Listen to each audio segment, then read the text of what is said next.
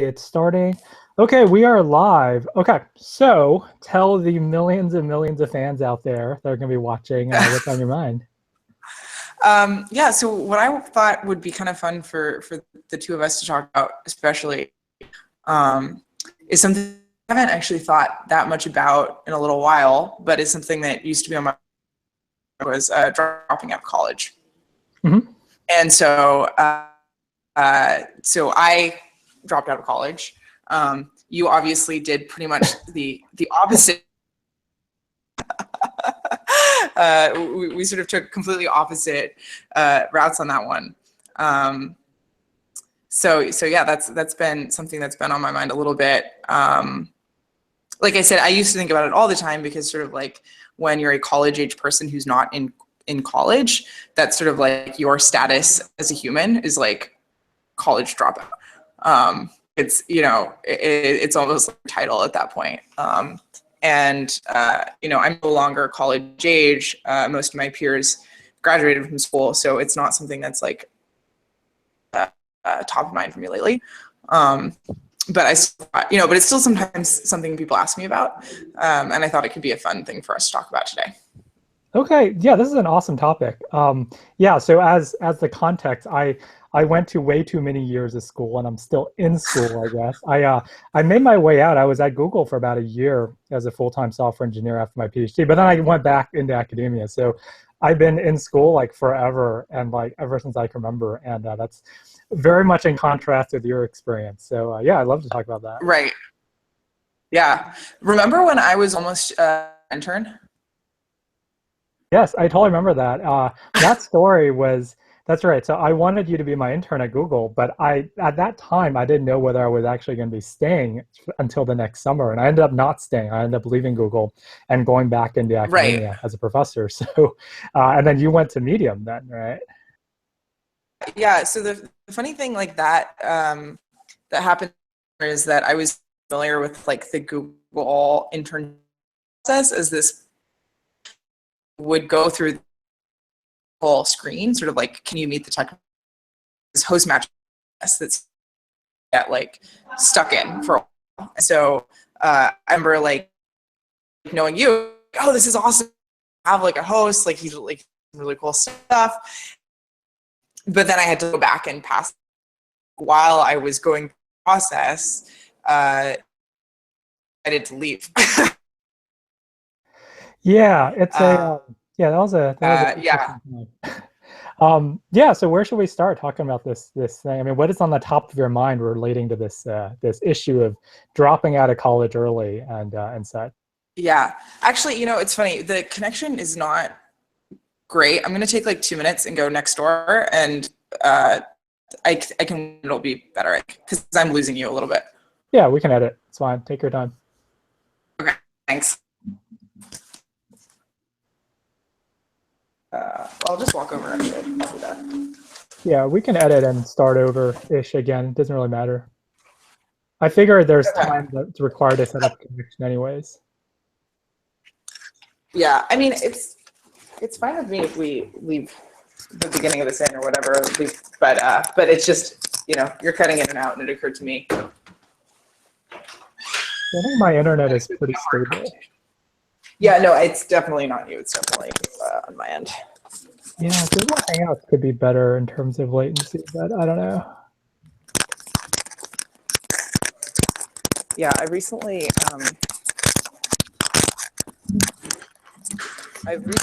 had this experience where I was asked to help sing "Happy Birthday" to someone on a podcast. Over. All right, that was in here. Cool. Yeah, I was trying to sing "Happy Birthday" to someone over Hangouts, basically, with a bunch of other people. And it was like the hardest, like you don't notice the latency until you're trying to like match up exactly. Yeah. Or do surgery or something, do remote surgery. Just like, I got it. Right. Eye surgery, like, Oh my God.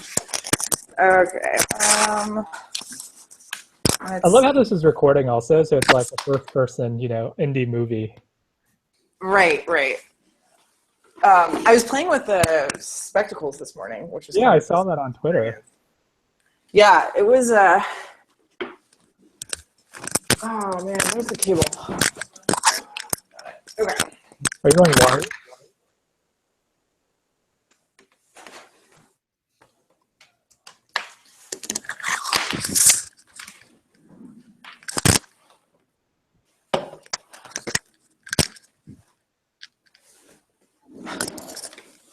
All right. So there, it's all good. Yeah. Okay. I think this will be. I hope this will be Yeah, this looks good. slightly. Yeah, we could. Are you good? Let's see. Okay. We're back. Yeah, we're back. So tell Okay. me about Great. your thoughts about dropping out of college early and going into the tech industry, and what's on your mind now, many years later. Yeah. I mean, honestly, my perspective on it hasn't changed tremendously. I guess the biggest change for me is that when I initially left, I was on leave. I mean, I think most people, when they drop out, start as being on leave. And different schools have different leave policies. So I dropped out of Carnegie Mellon, and Carnegie Mellon has a 2-year leave policy. And I've now been out of school for, I guess, like 3.5 years. So I have expired my leave at this point. But definitely when I left, there was like this possibility that I might go back. But there have just been like so many interesting things that I've been able to do without being in school that it's never seemed right, like the right time to try to go back to college. And so if I were to go back to school at this point, it would be because it would probably be because I like I could imagine being in a place where I sort of don't really know what I want to do next, and I want to like explore a bunch of different things, and I want to get deeper on some subject, and I could see myself going back to school under those circumstances. But I think when I initially left, I was thinking like, oh, it's possible that I would feel that I just need to go back to college, and I don't think I'll feel that way anytime soon. So Yeah, that makes a lot of sense. Yeah, I mean, given your background and your work and the industry you're in and the social environment you surround yourself with, it's kind of like it's sort of like a simulation of, maybe the best parts of doing a computer science undergraduate degree, without all the other parts that you might not want to do. Yeah. Yeah, I mean, it's funny. One thing is that I definitely, in my role here at Chain, should I like give some background on like who I am and what? Okay, cool. Yeah. So my name is Tess. I started as a computer science studying freshman at the University of Pennsylvania. And I got really, really caught up in going to hackathons and interning. And I was doing all those things and enjoying them more than the school part of school. And so I thought about dropping out then, but a bunch of people, including my parents, convinced me that I should stay in school and maybe try a different school. So I transferred to Carnegie Mellon, and discovered that wasn't really what I wanted to do either. And I also had this really cool opportunity to go work at Medium. And so I did that. And like I was saying, I sort of started out being on leave.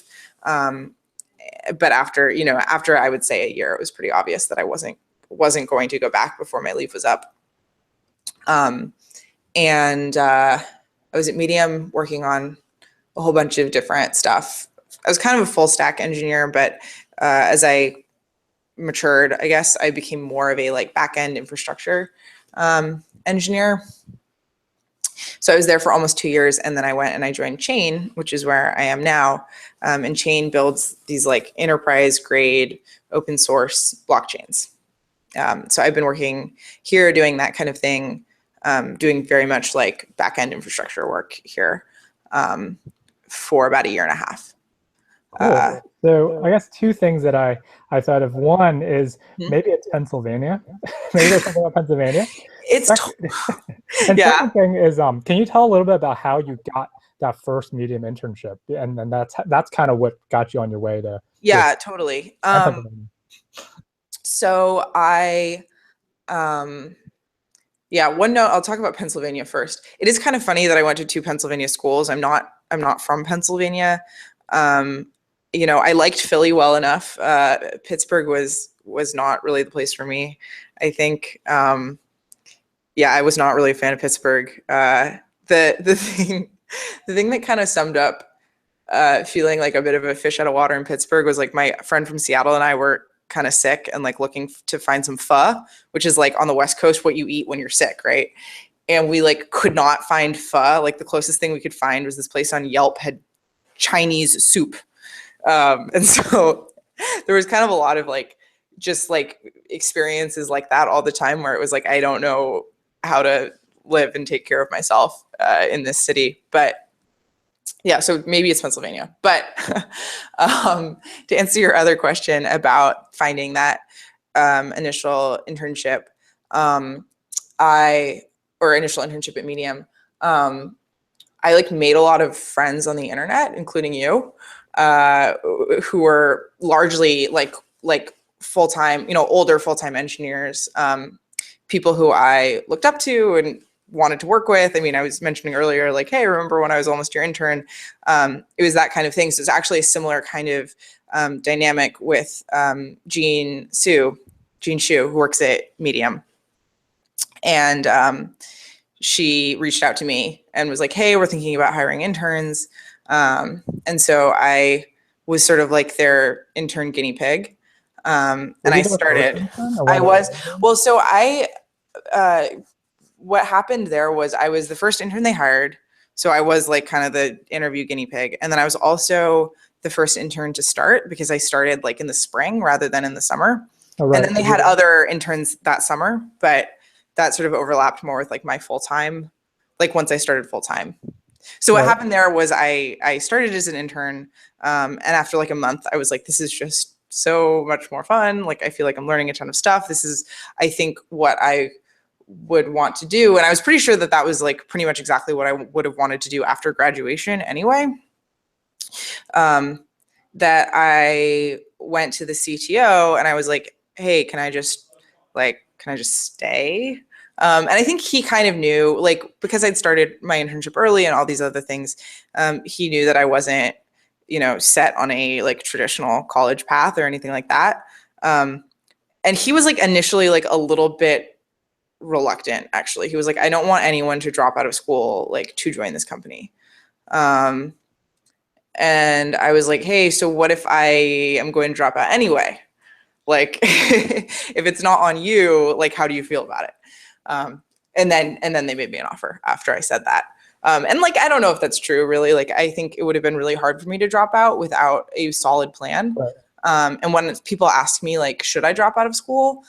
Usually I say, like, I really don't think anyone should drop out of school unless they have a pretty solid idea of what they're going to do, you know, to keep learning instead of being in college. Um, so, so even though I said like I was going to drop out anyway, it's like, who knows what I really would have done. Interesting. But yeah. So I guess going back to you know, I guess meeting Gene for the first time, Mhm. like how did you know about your work? Was this through your blogging or was this through some? Because I first knew about you from your blogging like a long time ago. So was Yeah, that it was period? about the same period of time that I met her. So sort of like through blogging, she, you know, she had also had a blog and was writing also about specifically some women in tech stuff, and I think that was how I met her. But you know, sometimes with people you meet on Twitter, it's like you don't really know exactly like who started following whom and why. But it's like people end up being, you know, Twitter friends.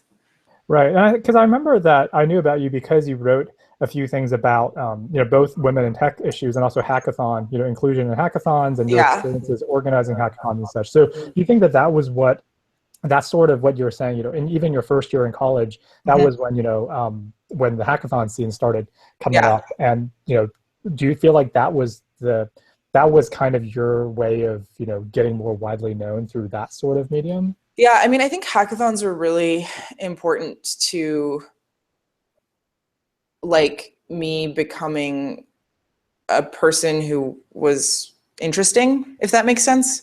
Like that was kind of what helped me distinguish myself as being like just another college freshman to like being a college freshman who does things was pretty much all through hackathons. And that was sort of like, a lot of that was like dumb luck on my part because I was a freshman at Penn, which started sort of like the first really big college hackathon, Penn Apps. And, Penn Apps, the very first one I think was in like 2010 or 2009, but it was a very internal, like Penn only thing for the first 2 years. And then about when I was getting into it, it was beginning to open up to other schools. When I was a freshman, it was like 150 to 200 participants in this event, which was like a really, really great way to get started. And now these things have like thousands of people and like tens of thousands of applicants for them, which is just like kind of mind-boggling to me. But I sort of had the fortune of showing up at the right time Right. to be able to really like make the most of those. Right. Well, and also you're the kind of person that, is able to, maximally take advantage of that environment, right? I mean, a lot of people showed up at that right time. And, if you Sure. had, if you had come to college as a freshman when some other thing was really interesting in computing, you might have been likely to absorb that as well because Yeah. you're a curious kind of person. Yeah. Maybe. Yeah. Thank you. Yeah, and I think that's actually something else that I have been, some of my other dropout friends who also dropped out. So I dropped out in early 2013. And some of my other dropout friends who dropped out that year. And I have often wondered if we also happened to drop out during sort of like a sweet spot of like if we happen to sort of time that well. Yeah, I think so. Because I mean, I remember when I was a freshman, 50 years ago or something. Now, I was a freshman in 2001, Yeah. 2002. It was kind of a global recession. It wasn't like terrible. It was post 9/11.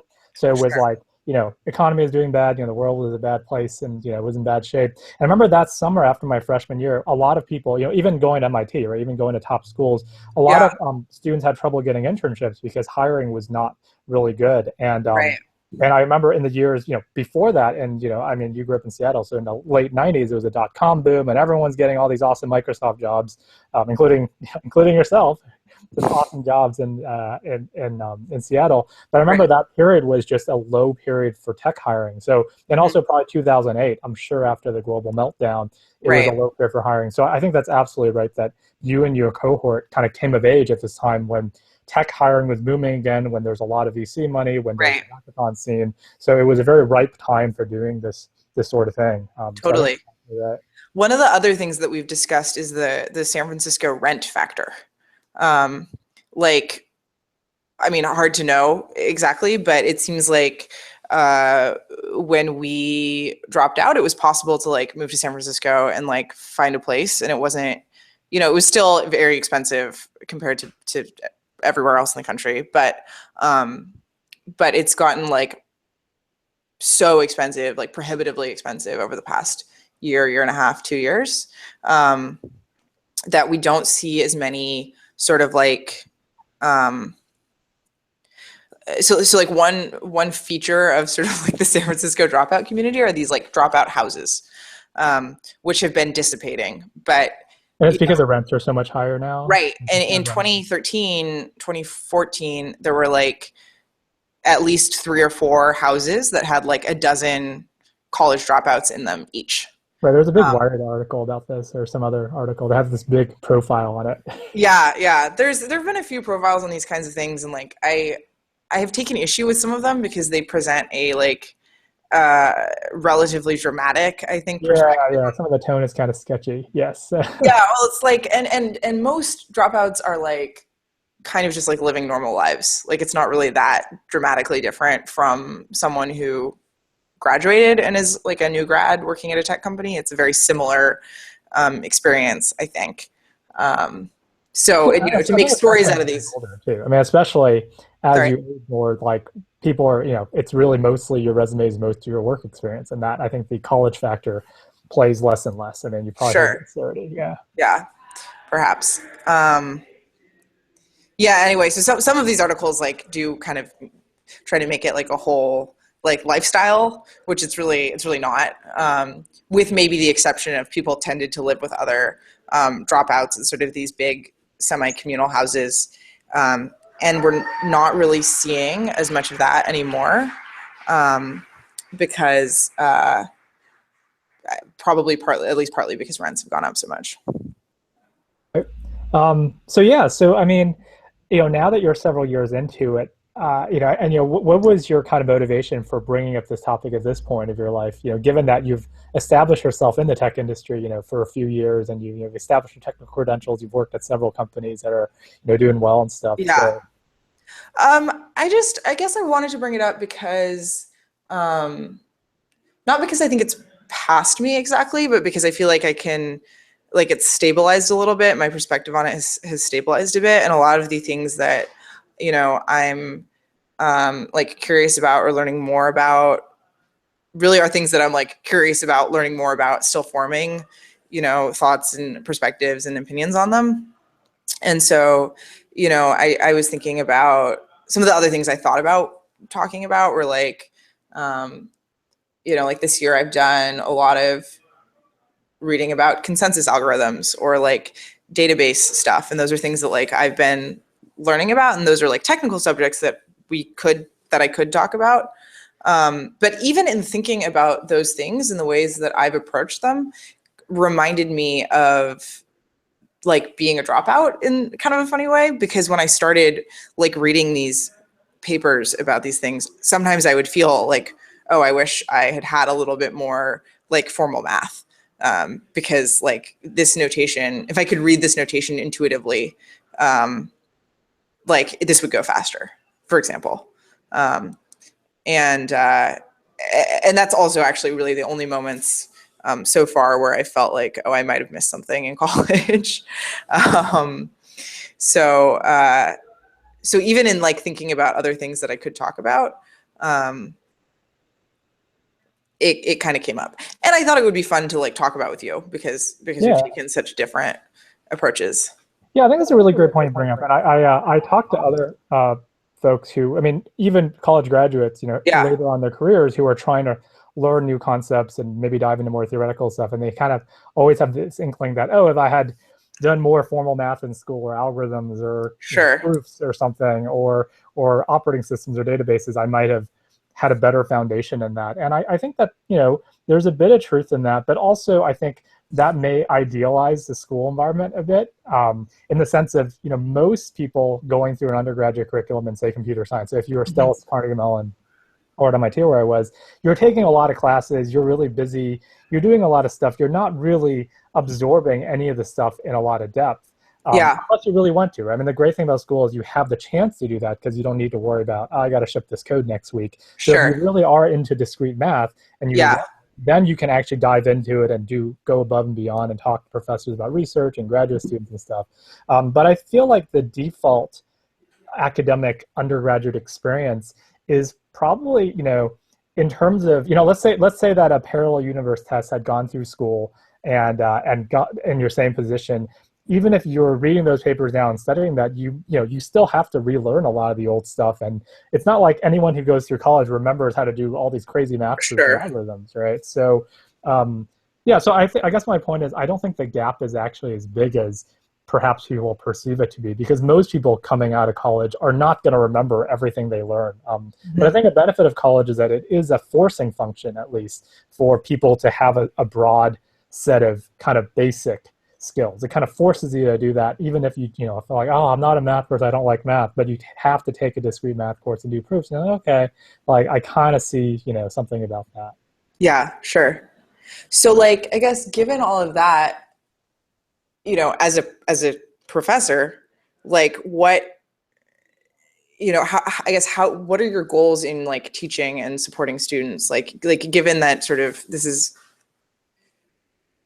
not a particularly well-formed question, but like, I guess it's just like, given that perspective, how does that inform your teaching? Yeah, that's a great question, actually. That's something I think about a lot. So, I mean, the question is really, given that I know from my own undergraduate experience and talking to a bunch of people that really the truth is you don't remember most of the stuff you learn in college because you're taking too many classes, you're doing too many activities, especially as an undergrad, right? And Hmm. you're doing a lot of activities, taking a lot of classes, you're kind of doing all the assignments last minute, cramming for the test, getting through it. So what, as a professor, what is the best thing to impart? And I think that, in my classes, I really emphasize, you know, I guess it differs for every class, but some kind of design principles or ways of thinking that may generalize beyond this class, and also a mix of both really practical things maybe, but also a mix of things that I guess another thing I try to teach is things that you may not learn by yourself outside in the world, right? So this comes up a lot if you're teaching things related to programming or web development or things that are really practical because this stuff might change in a year or 2 years, but just kind of thinking about architecting systems or how servers work, those things change on a much more glacial, slower time scale. So I feel like a big benefit of school is to teach you those foundations so that when you go into your job, I even tell everybody, like, we're going to use a certain web stack in this class because we have materials for it and it's pretty popular now, but don't think that that's what you're going to do in your job because you're going to interview for a company and they're going to use completely different technologies. And this other company you're going to work with next year is going to use technologies that have not been invented yet. But I want you to learn these basic concepts so that you can kind of plug this in Yeah. as you go. And also this is why I guess taking it farther, like learning this kind of mathematical foundations or learning physics or math or even writing or rhetoric or philosophy or those sorts of things that are not as quote unquote practical in the real world are probably some of the best things to learn in school because you will never get a forcing function to learn that otherwise. Yeah, So that's a good point.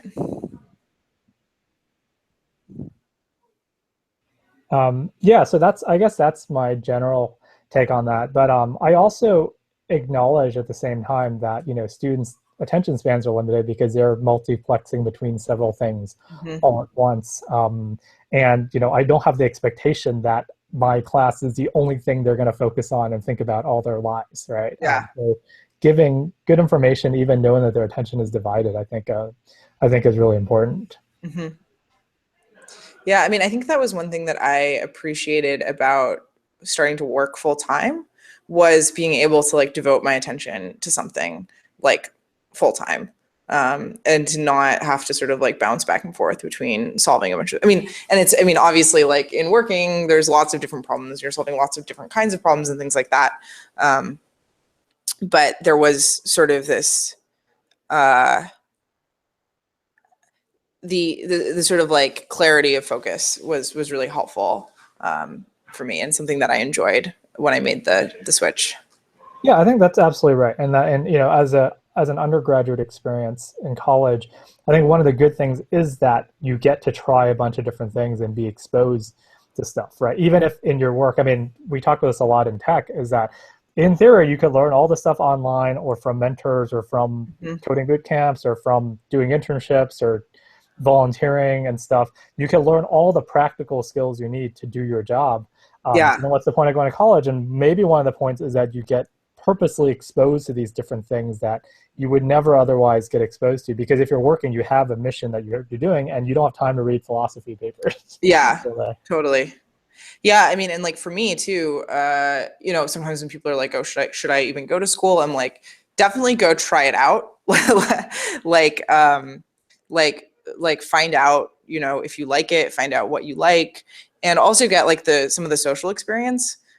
For me, I think that was one of the things that was like most um, like tangibly something that I would not have gotten anywhere else was this like experience of living with a bunch of other people, like a bunch of other peers, um, and sort of all of the, assorted things that came with that, the clubs and things like that, that I just would never have had otherwise.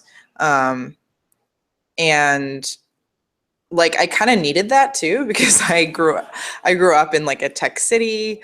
I went to a school filled with other, like tons of my high school classmates had parents who had been at Microsoft and things like that. And I like kind of left this like tech bubble a little bit, went to college, met people from like all over the country, and then like came back to another tech city. And like I'm really glad I like got out of that at least a little bit and like met people who were headed towards other industries and things like that, because honestly, like overwhelmingly, obviously the people I work with now in the tech industry are all tech industry people, but even growing up like in Seattle, you know, a huge part of my life was tech industry oriented.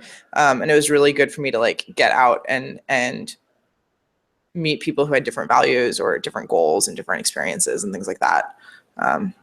Which I guess Yeah. is also like a corny college thing, but it It was. is. Yeah, you're like on the, you should be on the homepage of all these private college brochures, you know, and like there's a big test video, like a testimonial, like right when you go on the homepage. I mean, to be clear, some of that was also like actually extremely unpleasant. Like I experienced uh, like unashamed, like unabashed misogyny and racism for the first time, which like you don't really see as much on the West Coast, I feel, because it's like yes, lots of racist stuff happens here, but it's like more subtle. Whereas I feel like on the East Coast and like at, you know, honestly, like on some of these campuses, there was more direct just like discrimination from students. That's not really the right way to put that, but like there were people who were like unashamed of saying like, oh yeah, like women aren't as good at programming, which like I'd never heard on the West Coast, because like people just don't say that. Even if people think that here, they would never say it. And so like, to be clear, it wasn't all like, oh, I was exposed to all these different viewpoints and it was awesome. Like I was exposed to all these different viewpoints and sometimes it was awesome. And like, sometimes it was also extremely unpleasant. But like, I'm still really glad that I did that because it was extremely educational. Yeah, I mean, that's another forcing function element. I mean, I guess the theme that's emerging is that really college is the time that forces you out of your upbringing that you came from, you know, Yeah. whatever area you grew up in, and especially if you're going to a private school not near home, where Right. people from all over the country are going. So if you're going to UW, you know, most people are from the Seattle or Washington area. Sure. And if you're going to like UC San Diego, like I'm at now, most people are from Southern California. So it's a bit more homogenous, right? Because like Yeah. local state schools, most of the people come from around, but a private university, um, the interesting thing is they do try to do holistic admissions from all around the country. So you Right. will have people from all 50 states, and you know some of these, yeah, there's all sorts of characters that go there, and that you wouldn't be exposed to otherwise. So Right. yeah, that's another kind of Have you college noticed relationship. that, like, you know, having had experience at a couple different East Coast schools, you know, being a postdoc at MIT and teaching at Rochester and then going to UC San Diego, have you noticed like that kind of difference? Yeah, I mean, I think there's a lot more because I grew up in Southern California also. I Right. guess that's why I'm also back here. So Yeah. like here, definitely the student population is very California centric, obviously, because Mhm. it's a state school, and many people are from Southern California too. So it is, you know, even though obviously racially it's more diverse because California is a more racially diverse state than many Sure. other states, but Yeah. locationally and kind of philosophically, it's a lot more homogenous because most people are from around here. Whereas MIT was an interesting experience for me because I was an undergrad there as well as being a postdoc there. That it is, you know, you do get people from all over the country and also international students as well. Right. Right. So it is, that is, you know, if I, you know, again, like I'm not a parent nor do I give parenting advice, but you know, given that if you can afford, you know, if you can afford for your kids to go to college out of state, or, you know, they can get financial aid or scholarships, I think that's always a good experience because I think because if you're going to school right near where you live, it's basically like high school plus plus, right? It's like Right. basically your high school experience plus plus, you know, with more people and Yeah. more parties. Yeah, that makes sense. But yeah, it's a so I guess one of the things I was thinking about while you're talking is the fact that for a lot of students, you know, they want to get to the point of differentiating themselves, you know, if in, you know, from a technical perspective and from a career perspective, as you've been able to do even during your freshman year. So, and I think that like, you know, for a lot of students, one of the challenges is, you know, especially in a big school like San Diego, where there's like a bazillion undergrads majoring in computer science or related majors and HCI Right. and stuff. One of the challenges is that, you know, a lot of people come up to me after class or during office hours to ask about career advice, right? You know, getting internships, getting jobs, how to build up their portfolio, how to kind of show their work and stuff. And one of the issues is that how do people differentiate themselves because everyone just has the same resume. If you're just in a college, you're taking these classes, you might have done some research projects and stuff, and then, you're applying at the career fair and stuff, and there's like a bazillion students, and, Yeah. how do you differentiate yourself? And I think you gave a really good example of that. And again, it's an incidental. It's not like you planned this from, the day you were Right. born. It's just Right. you were in an environment, given that kind of the right kind of milieu and timing, and you kind of had this natural curiosity and to kind of to be exposed to that. And I don't have a really good advice to tell students besides just, you know, um, besides just find some way to differentiate yourself Yeah. from your peers. And it doesn't have to be this really purposeful thing. It has to be something you actually want to do. Hmm. But yeah, it's a hard challenge. I guess what I'm saying is, it's my roundabout way of saying that, you found after your first year even of college what people take all 4 years to find and may not even find, right? Like, there are a lot of people who graduate from college in 4 years, they have a very generic resume, and then they have trouble finding jobs. They may be able to find some entry level job somewhere, and then they try to work their way up later in life. And you kind of were able to bypass that pretty much completely. Yeah. Well, I mean, I don't want to, I mean, I think a huge part of that for me too is just like luck. Like, I think probably for everyone who like sort of ends up doing something non-traditional, or I guess like successfully does something non-traditional, there's like a huge like luck element. Like one thing that happened to me really early at Penn was I ended up like on the board of the student CS group, because when I was a pre-frosh, like visiting school, I like knew one person and then like crashed their dinner like for the board. So then I was this freshman that like the older students knew, and they needed someone to attend faculty meetings, which were at 10:30 in the morning. Ah, So early, but like I didn't know that because I was a freshman. And so they were like, oh, we'll find some freshmen who like is too naive to know that 10:30 is brutally early in the morning, and we'll get them to agree to like go to these meetings so we don't have to go. well, that's actually an awesome example of no, of the fact that, you could say it's luck, but it's also that not everybody goes and crashes this meeting while they're a pre-frosh and then is open to the suggestion, oh, I'll go to these morning meetings. So I think when I talk to people who have been successful and consider themselves lucky in a way, of course, there's luck in everything. I mean, it's lucky I don't get run over by a bus when I go downstairs today. I hope I don't. Yeah. But it's like you often find in these people, such as yourself, that there is something that, whether it's curiosity or other sorts of positive traits. These, it's kind of like the doors are open due to luck, but then you have to actually step through it, right? Or corny cliches. And a lot of people don't take the initiative to step through it. All these doors are open, but they kind of sit there and they don't really take advantage of it. Yeah. Well, thank you.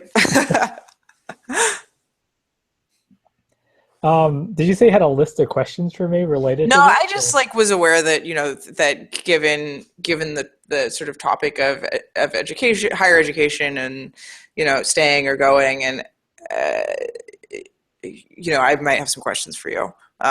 Which I mean, I had at least one about sort of your teaching style and things like that. I was also a little bit self-conscious, maybe not self-conscious isn't really the right word, but I was aware that like in bringing this subject up, this is sort of like weighing in on this is something that you have used to differentiate yourself, actually. And I think actually that might be how you and I initially met, was I think the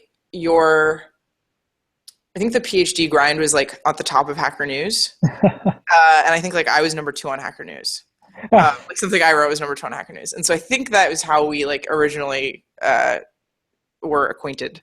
But yeah, so I was kind of thinking like, oh, this is like a subject that I think I want to talk about. But I was also aware that it's something that like you have talked about a lot.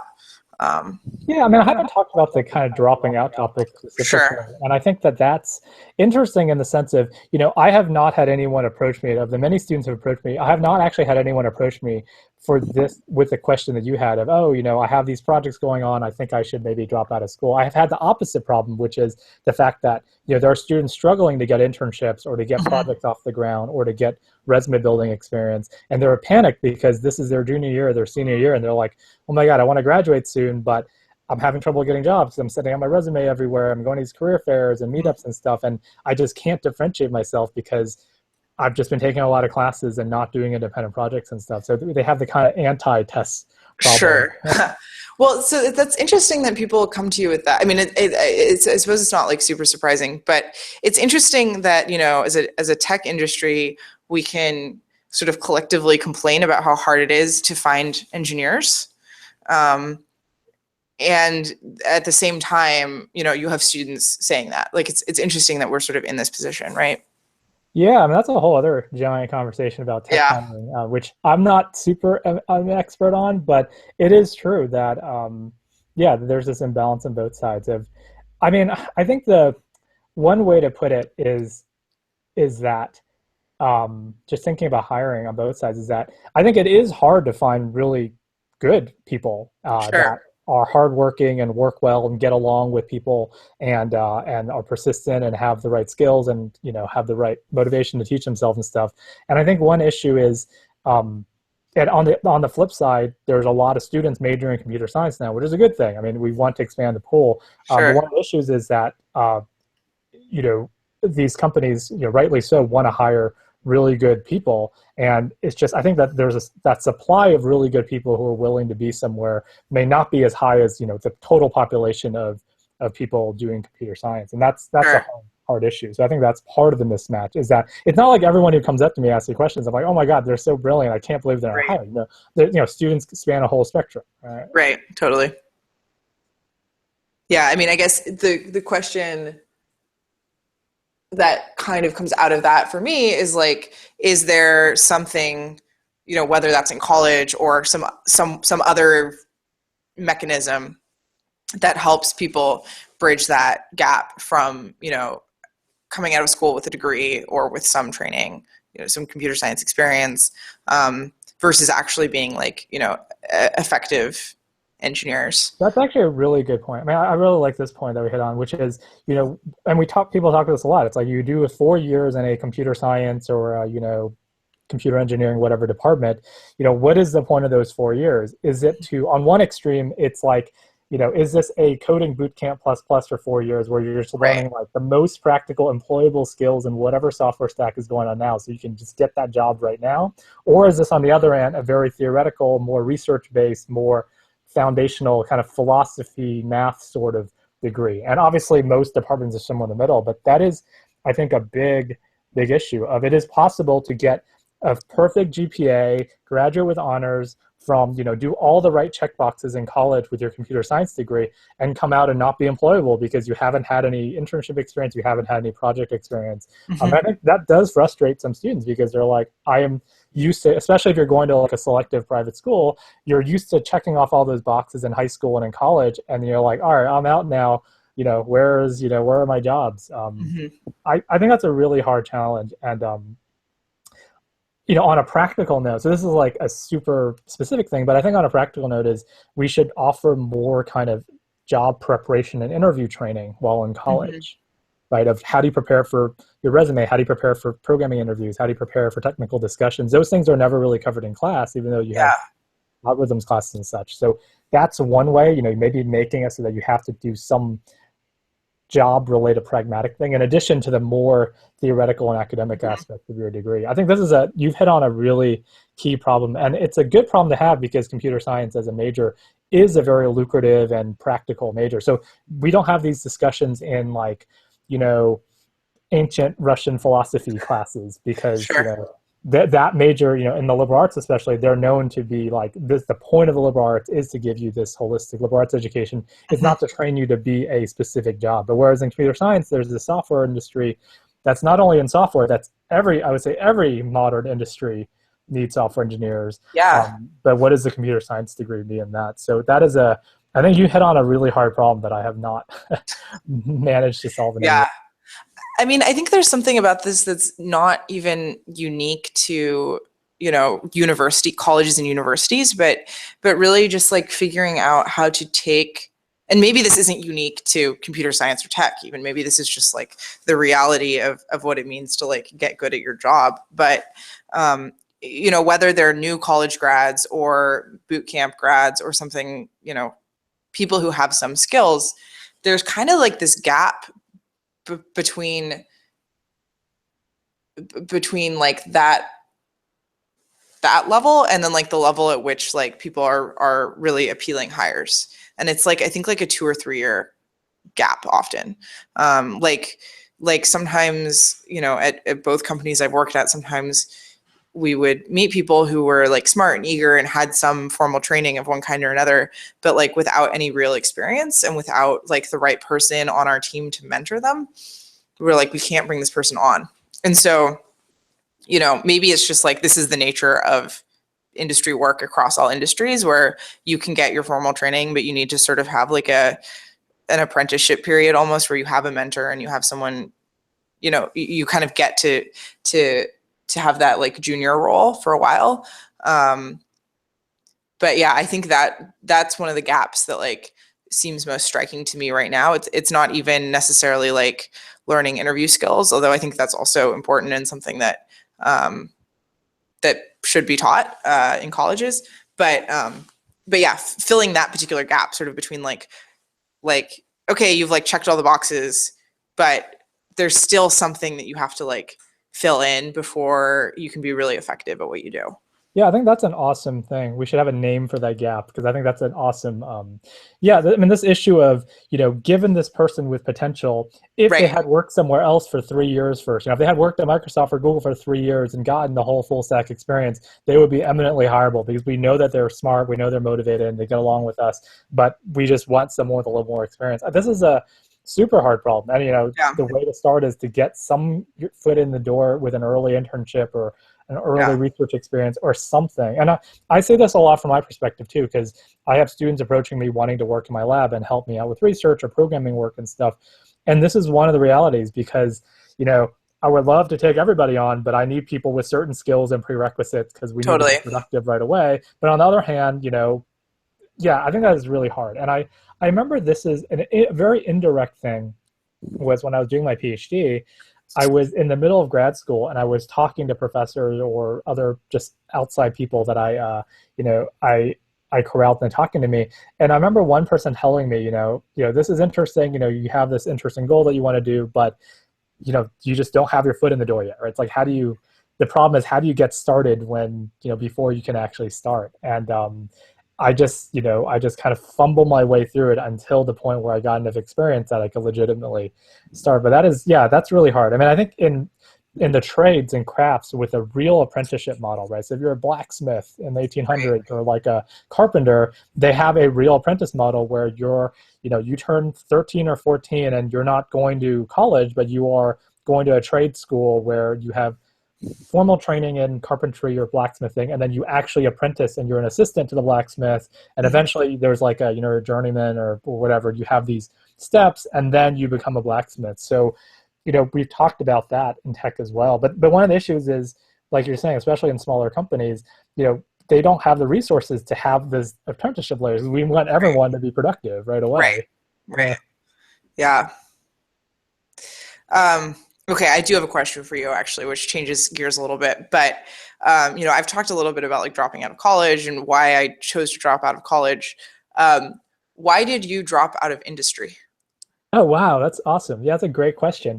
That could form a whole other podcast. Yeah, so the background here is, as I was finishing my PhD, as I wrote about in the PhD grind, I was a bit disillusioned with my kind of chances in academia in terms of research, because I had just not been working on stuff that was super hot at the moment, and it was just, I didn't get a lot of traction basically in my research, and I kind of squeaked by. I was able to graduate, but at the same time, I interned at Google a few times. I had positive experiences, and I went to this intern conversion interview. It sounds like a weird cult thing, but they call it a conversion interview, where you get converted. So it's much easier to get hired full time if you're an intern there and you do well, because your boss can write you a letter, and you just do a few interviews instead of like the full stack.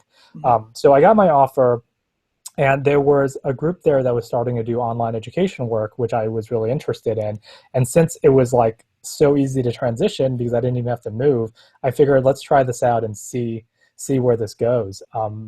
Because at that time, I didn't want to stay in academia to be a researcher.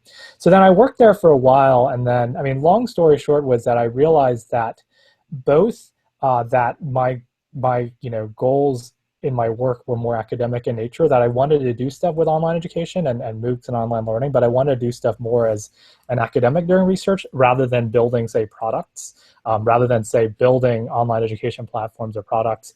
And on the flip side, the economy, this is also a timing thing I was talking about with you earlier. When I was graduating, the economy was not super good for faculty or research staff jobs because it was still reeling from the recession. So academia usually lags a little behind industry. So if the recession hit in 2008, academic hiring doesn't really kick up until a few years later because industry freezes, and then the universities say, oh, we don't have as much demand for majors, so we're going to contract hiring and blah, blah. Anyway, so the long story short is around 2012 or 2013, when you contacted me about, or I contacted you about internships, about when we met, the academic job market for professor positions, for tenure track professor positions, was starting to expand again slightly. And I could, this is again a timing thing, I could sense that that was an expansion period, and also that this was when MOOCs and online learning and online education stuff was starting to get hot. It was starting to kind of be on the rise. And given that my work was in this space and I had some kind of prior work in the space, I decided to try to go for that in the academic space. And it ended up working really well.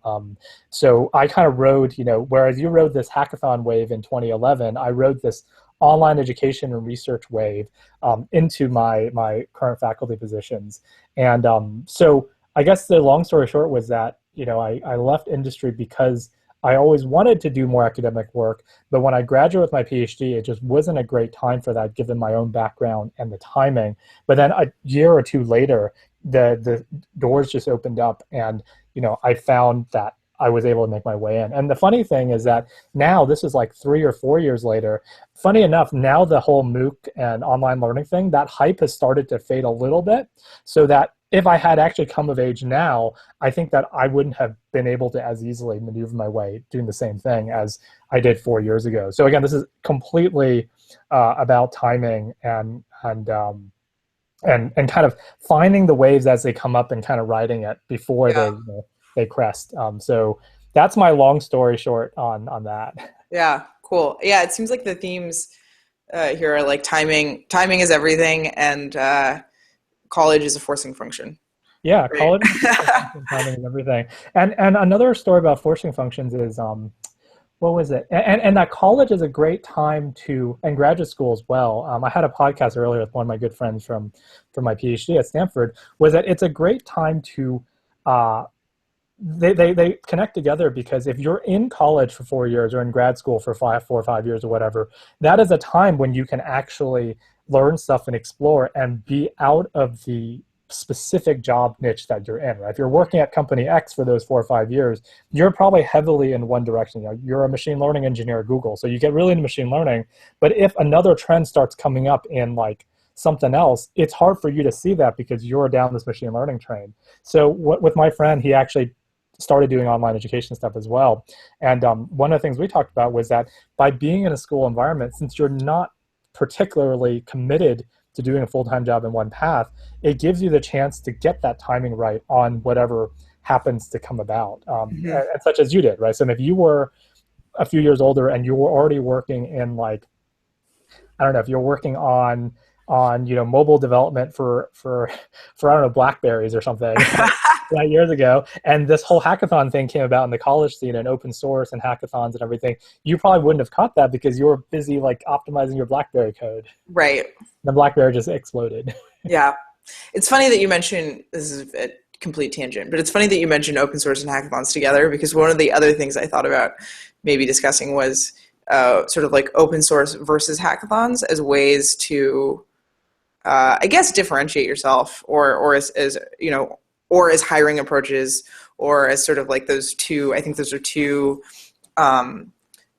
threads of the industry that are very focused on like passion and leisure time. And I think, you know, I was pretty into hackathons, and now I'm my company just open sourced a bunch of stuff. And so now I'm sort of like moving into the role of like open source contributor and maintainer, which is like, I think those are two really interesting themes as well.